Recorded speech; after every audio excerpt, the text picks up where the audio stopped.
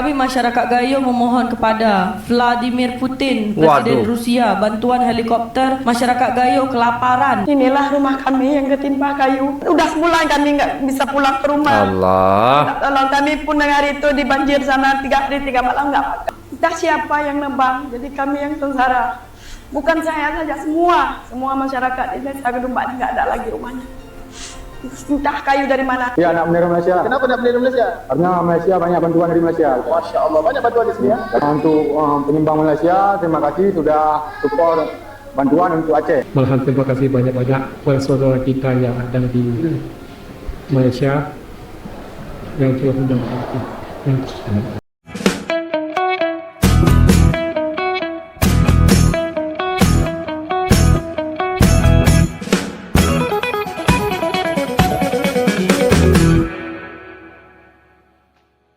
Assalamualaikum warahmatullahi wabarakatuh. Jumpa lagi dengan saya guys, Cak Mujib. Gimana kabar teman-teman semua? Semoga sehat selalu dalam lindungan Allah Subhanahu wa taala, dijauhkan dari segala mara bahaya, malapetaka, bencana dan bala serta berbagai macam penyakit. Amin amin ya rabbal alamin. Oke, kali ini kita akan reaksi sebuah video guys ya. Jadi rakyat Aceh sekarang menangis setelah terjadinya banjir ini. Mereka ada sesuatu lagi bencana yang terjadi, yaitu bencana kelaparan, sehingga mereka istilahnya meminta bantuan kepada Rusia. Ini sangat menarik untuk kita bahas. Kenapa? Karena Indonesia kok belum sadar-sadar gitu, bahkan ada korupsi di tengah bencana ini. Ini sangat menarik untuk kita bahas. Jadi jom kita simak videonya. Let's go.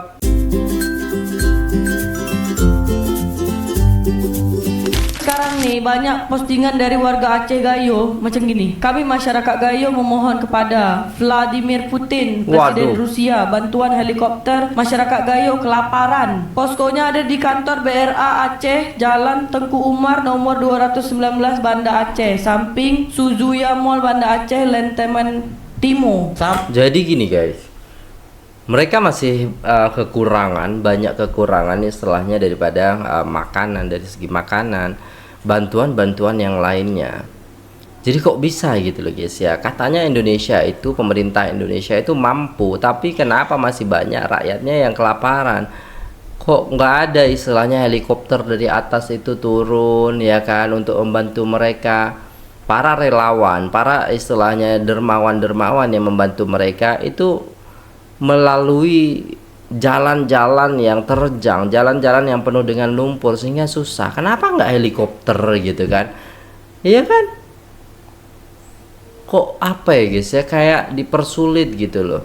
Sedangkan istilahnya negara tuh mampu sebenarnya, tapi ya sudahlah, katanya mampu tapi masih istilahnya pergerakannya itu kayak nggak terlalu memperdulikan orang yang kelaparan gitu ya. Sampai warga negara kita minta tolong dengan Presiden Rusia. Iya. Gubernur Aceh Muzakir Manaf, atau yang akrab disapa Mualim, menerima bantuan kemanusiaan dari warga Malaysia yang diserahkan secara simbolis di Aceh Utara Minggu 28 Desember 2025.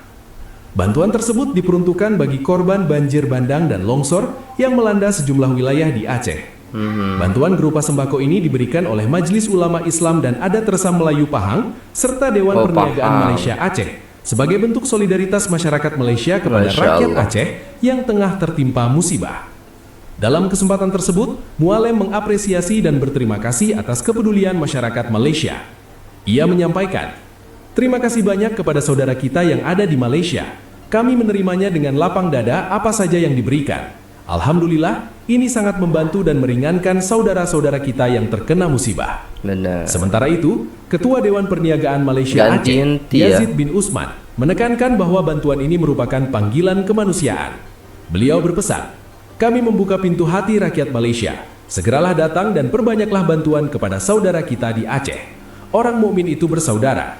Inilah masanya kita mendapat pahala dan membuat kebajikan." Apa kita nak ucap malahan terima kasih banyak-banyak kepada saudara kita yang ada di Malaysia yang telah mendampingi.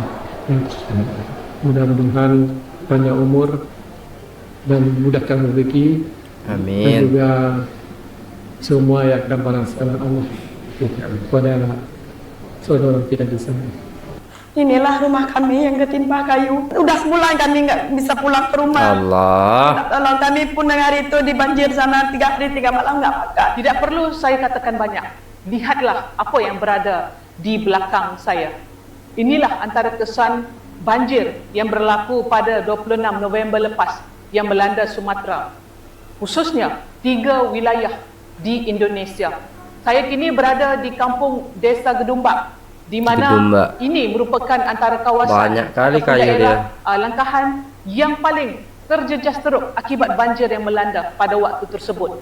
Ketika ini penduduk kehilangan tempat berteduh.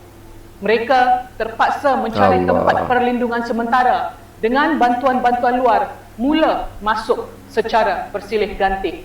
Hampir sebulan selepas banjir besar melanda Sumatera, penduduk di beberapa kawasan terjejas kini berdepan cabaran baharu apabila timbunan jutaan batang kayu balak yang dihanyutkan arus deras masih menutupi tanah di kawasan kediaman dan kebun. Bagi penduduk, mereka kini sudah reda walaupun apa yang dilalui adalah antara hidup dan mati apabila terpaksa berpaut pada pokok, tiang elektrik serta berlindung di atas bumbung rumah tanpa makanan dan minuman selama 3 hari.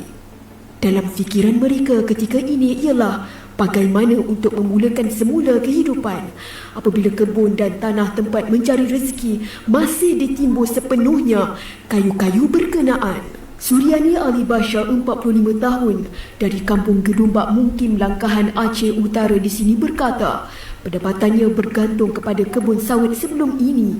Namun kejadian banjir bulan lepas memusnahkan segala-galanya. Entah siapa yang nebang, jadi kami yang sengsara. Bukan saya saja, semua masyarakat di Desa Gedumbak nggak ada lagi rumahnya. Entah kayu dari mana. Bagi Imam Kampung Gedumbak Mungkim, Langkahan, Aceh Utara, Rustam Abdullah, 49 tahun, walaupun banjir telah surut dan bantuan makanan disalurkan, timbunan kayu yang menutup tanah dan kebun menyebabkan penduduk berada dalam keadaan buntu. Pikiran kami tetap adem. Karena pikiran kami tidak ada lain, tidak ada bukan, hanyalah mengingat rumah sudah tertimbun kayunya. Kita semua sedih, kita semua masyarakat sekalipun tidak ada ngomong, yang ada termenung. Sementara itu Rahmawati Ibrahim, 42 tahun berkata, kebun limau nipis yang diusahakannya sejak berbelas tahun musnah. Iyalah, hancur semua. Kalau kayu tak kami bersihkan, kayak mana kami ini mau makan? Pun saya kan di sana. Kebun itu pun dah ketimpa kayu, Bu. Memang cari makan di situ. Tanpa untuk pemerintah kami. Iya, mereka mengulang kehidupan dari nol. Kebun-kebun mereka hanyut ya, tertimpa oleh kayu-kayu. Kebun jeruk, kebun limau dan lain sebagainya, mungkin kebun-kebun yang lainnya, padi dan lain sebagainya. Sekarang sudah nggak ada. Dan pemerintah kok ya belum gitu loh guys ya, kayu-kayu itu kok ya belum gitu loh. Apa eskavatornya kurang gitu ya.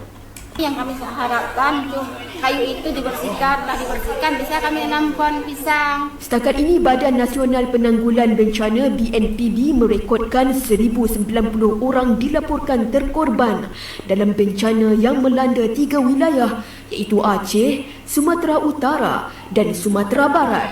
Manakala hampir 200 orang dilaporkan masih hilang. Berita yang korang dengar tu memang benar. Aceh dah banjir semula. Jadi iya, dalam banjir video lagi, ini kita akan guys. fokus PD Jaya. Pada 25 Disember 19 kawasan kampung dinaiki air kerana limpahan sungai Merudu. Airnya tu naik sampai 2 meter tinggi menenggelamkan rumah-rumah yang masih lagi duk berlumpur. Ini aerial view yang kita dapat daripada Merudu yang mana dah pun tenggelamkan dah tu beberapa tempat. Ini terletak kat sebelah sini. Sebelahnya tu adalah Merah 2 yang turut dinaiki air. Ini saya tak pasti banjir lama ataupun banjir yang baru berlaku ni, tapi either way kita dah boleh anggap dah ini condition sekarang ataupun condition hari tu. Still equally horrible dengan gambar tu dan ceiling tu jadi dimensi betapa tingginya lumpur berserta kan garisan ni yang tunjuk paras air dah pun mencapai kat sini asalnya. Tapi ni adalah video daripada hari Rabu 24 Disember yang tujuh arus sangat deras merisikokan maut kat Merah 2. Masuk dalam tu, habislah jawabnya.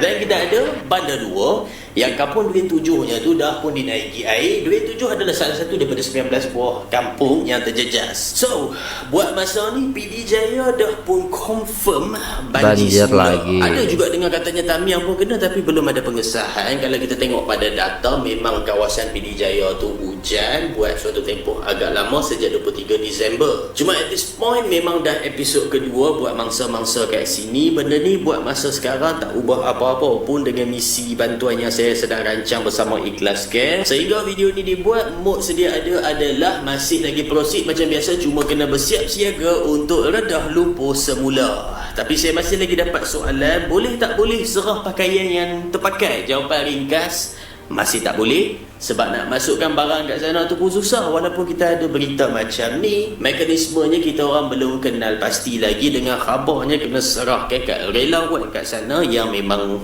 tak boleh lah bagi saya. Itu dari segi mekanisme, belum kira dari segi logistik yang semua pakaian tu kena disusun balik. Jadi jawapan mudah, belum tahu, belum jelas, belum boleh. Itu yang saya continue bersama Ikhlas Care yang berpakat dengan Muslim Care and the rest. Apa yang kita orang nak buat adalah dapatkan barang yang kat sana dan bawa pergi ke Aceh terus. Jadi pada mana yang nak bantu sepenuh malam Jumaat ni pula, boleh datang ke profil saya, ambil ni dan masuk je kat sini. Kita orang dah pun book flight nak pergi ke sana pada 30 Disember ni. Bang nak bendera Malaysia bang? Ya, nak bendera Malaysia. Kenapa nak bendera Malaysia? Karena Malaysia banyak bantuan dari Malaysia. Masya Allah, banyak bantuan di sini ya. Untuk penyumbang Malaysia, terima kasih sudah support bantuan untuk Aceh. Benarkah kami tinggal di Indonesia yang katanya pemimpin peduli pada rakyatnya?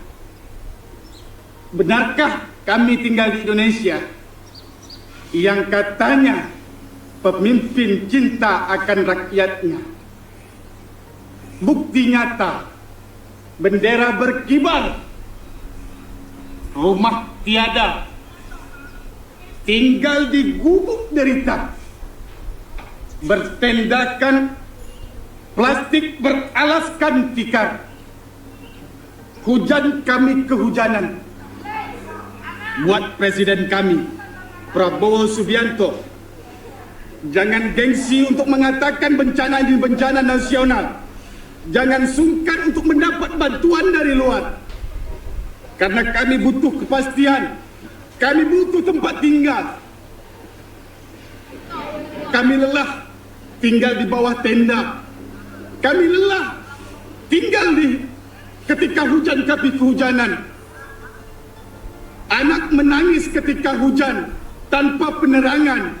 Ini adalah sumbangan daripada Malaysia.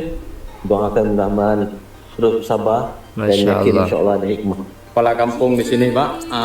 Alhamdulillah mengucapkan ribuan terima kasih pada seluruh warga Malaysia yang sudah membantu kami menghadapi musibah ini, dan kami sadar bahwa hari ini saudara-saudara kami Muslim seluruh dunia memang peduli terhadap kami. Insya-Allah, alhamdulillah. Terima kasih banyak. Sebenarnya kami tak layak sebenarnya untuk bercakap, untuk bernasihat ibu ayah. Allah. Tapi ini adalah pilihan Allah Ta'ala. Ini semua adalah pilihan Allah Ta'ala. Yakinlah dengan sebenar-benar keyakinan bahawa apa yang berlaku ini ada hikmahnya. Yakinlah. InsyaAllah yang paling utama Allah akan tingkatkan darjat keimanan ibu dan ayah semua, adik-adik semua. Dan inilah juga sebagai wadah untuk kita menyatukan hati kita. Assalamualaikum warahmatullahi taala wabarakatuh. Saya kini berada di Aceh, Indonesia bersama dengan Islamic Relief Malaysia dan Indonesia, misi bantuan Aceh bagi membantu bangsa banjir. Saya menyaksikan sendiri keluarga yang kehilangan rumah, harta benda dan keperluan asas dalam sekelip mata. Anak-anak dan warga emas amat memerlukan bantuan segera. Betul. Saya dengan rendah hati mengajak sahabat-sahabat dan jiran-jiran sekalian serta semua tuan-tuan dan puan-puan para masyarakat untuk menyalurkan sumbangan anda melalui QR Do It Now bagi menyokong misi bantuan Aceh. Sumbangan anda walau sekecil mana sekalipun akan disalurkan terus kepada mereka yang memerlukan di lapangan. Imbas QR Do It Now yang disertakan bersama mesej ini, semoga Allah membalas kebaikan anda. Amin. Dan dengan keberkatan rezeki dan mempermudahkan segala urusan anda. Jazakumullah khairan katsira. Kenapa orang-orang Malaysia begitu respect dan empati terhadap mangsa banjir dan tanah runtuh di Aceh? Kerana antara Aceh dan Malaysia telah terbina hubungan yang baik sejak lama, sejak Hamzah Pansuri dan Abdul Rauf As-Singkili. Abdul Rauf As-Singkili orang pertama yang menerjemahkan Al-Quran ke dalam bahasa Melayu. Namun hari ini saya nak jelaskan kedekatan dari segi bahasa saja. Karena banyak kosakata bahasa Aceh dan bahasa Melayu itu sama, seperti pinggan, orang Melayu tidak cakap piring. Terus ada lagi pohon mampla, mereka tidak cakap mangga. Begitupun dengan tingkap, mereka tidak cakap jendela. Sementara atap itu mereka juga cakap bubung. Nah, itu Gubernur Aceh Mualim waktu wawancara dengan salah satu televisi, dia cakap air ini setinggi bubung, maknanya air setinggi atap rumah. Beliau Mualim itu sudah terbiasa dengan bahasa Melayu karena beliau lama berada di Malaysia. Satu hal lagi, kan ada orang-orang Aceh yang merantau ke Malaysia. Apabila di kampung dia belum pernah terbiasa cakap bahasa Indonesia, begitu sampai di Malaysia 3 bulan dia sudah fasih bahasa Melayu. Slang dan logat sama seperti orang Malaysia. Itulah bedanya dengan orang Aceh pergi ke Jakarta. Mau sudah 25 tahun di Jakarta, dia tetap nampak logat Aceh ketika dia berbicara bahasa Indonesia. Kita ucapkan ribuan terima kasih kepada tuan-puan yang telah membantu mangsa banjir di Aceh. Ya, kepada orang-orang Aceh dan dilanda musibah, semoga diberikan kesabaran menghadapi ujian ini. Amin ya rabbal alamin. Alright guys, kita tengok macam mana menangis terpuruk mereka, kehujanan, ketika panas mereka kepanasan, tidak ada tempat yang nyaman untuk mereka, anak-anak pada menangis, sampai-sampai ya orang sana istilahnya meminta kepada Presiden Vladimir Putin ataupun di Rusia ini merayu gitu supaya membantu, kirimkan helikopter dan lain sebagainya. Kenapa sih Indonesia ini nggak sadar-sadar gitu? Pemerintah kita tuh nggak sadar-sadar bahwasanya ini gila guys. Ini udah 1 bulan dan penanganannya masih sama seperti itu, ya kan? Kalau kita tidak bekerja dengan cepat dan bekerja dengan maksimal, maksudnya adalah semua, susah ya guys ya. Kalau kita tengok, kalau menerima bantuan daripada luar itu akan meringankan beban, meringankan istilahnya pekerjaan-pekerjaan yang ada di situ gitu, meringankan pemerintah gitu. Tapi katanya pemerintah bisa, tapi di situ masih banyak orang kelaparan, 3 hari tidak makan. Gimana gitu? Saya tuh kadang berpikir ya guys ya, kenapa sih istilahnya ketika ada bencana seperti ini, ya pemerintah memang hadir di situ, tapi kok rakyat tidak merasakan kehadiran pemerintah, kayak lambat kehadiran pemerintah itu. Banyak masih istilahnya tempat-tempat yang masih terisolasi ataupun tidak terjamah ataupun tidak terjangkau oleh relawan-relawan atau bahkan dari pemerintah gitu loh guys ya. Malah yang datang ke situ adalah dari Malaysia lah, dari perorangan dari Indonesia lah dan lain sebagainya. Semoga istilahnya ke depannya bisa lebih cepat lagi, karena memang sebentar lagi juga bulan Ramadan ya guys ya. Masa mereka berpuasa di suasana seperti itu, terus lebarannya gimana mereka? Na'udzubillah ya Allah. Pemimpin-pemimpin yang tidak peduli dengan rakyatnya ini, berilah mereka kesadaran ya Allah. Kami rakyat Malaysia membantu bukan atas dasar mahu masuk campur urusan negara Indonesia, tapi karena karena tuntutan akhlak menolong sesama muslimin seadanya, ikhlas karena Allah Subhanahu wa taala.